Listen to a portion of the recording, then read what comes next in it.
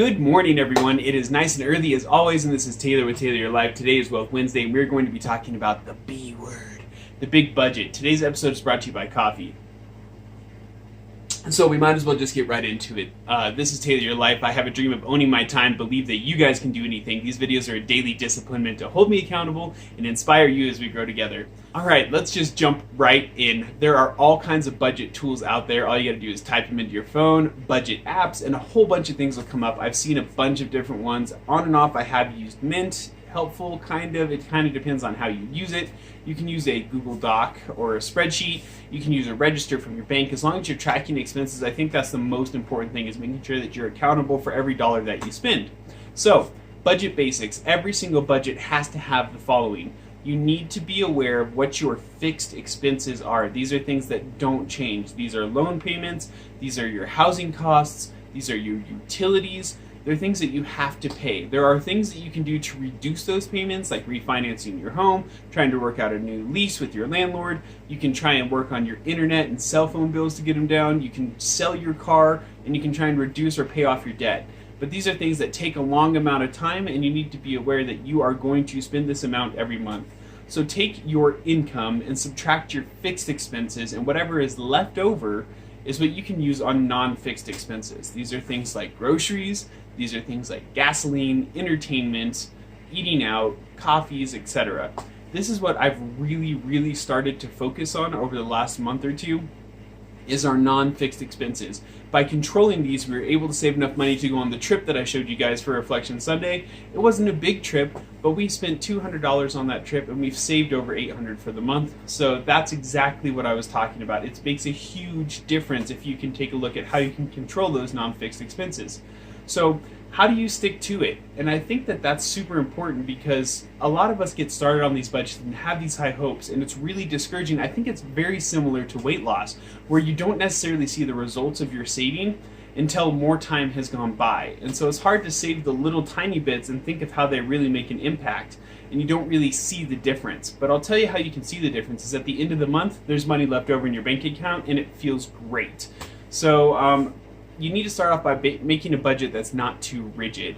One of the things that we did to kind of help us be flexible is a lot of budgets call for you to have buckets for every single category.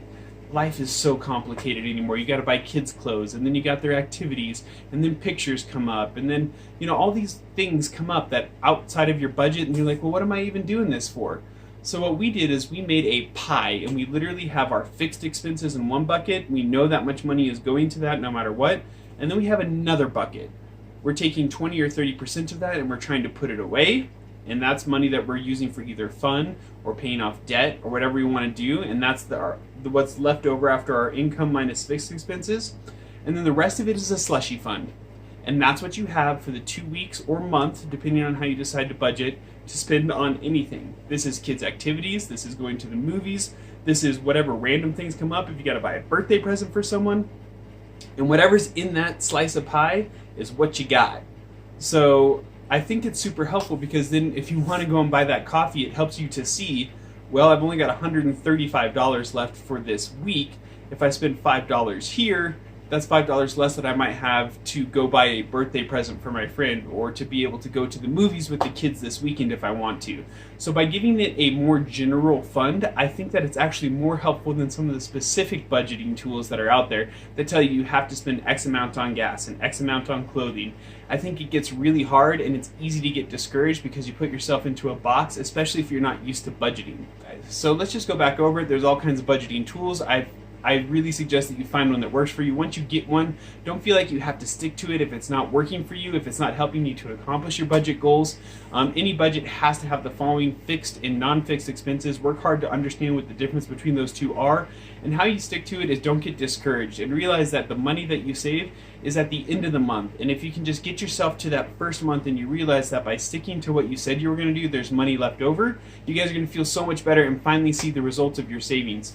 How did we stick to it? We broke it into two different funds. We knew what we had to pay for fixed expenses, and everything outside of there we've worked super hard on cutting down on. So we're trying to reduce our grocery bills, we're trying to reduce our gas bills, we're trying to reduce eating out, coffee, entertainment, and we use the rest of that pie, that chunk, except for 20 to 30% of it that we try and save or pay off debt with or go have fun with, The rest of that chunk is slush money.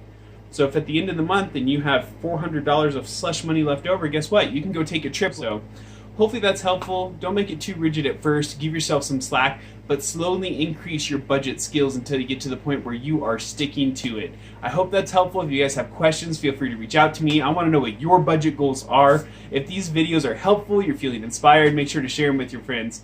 Thanks everyone, and have a great day. We'll see you tomorrow.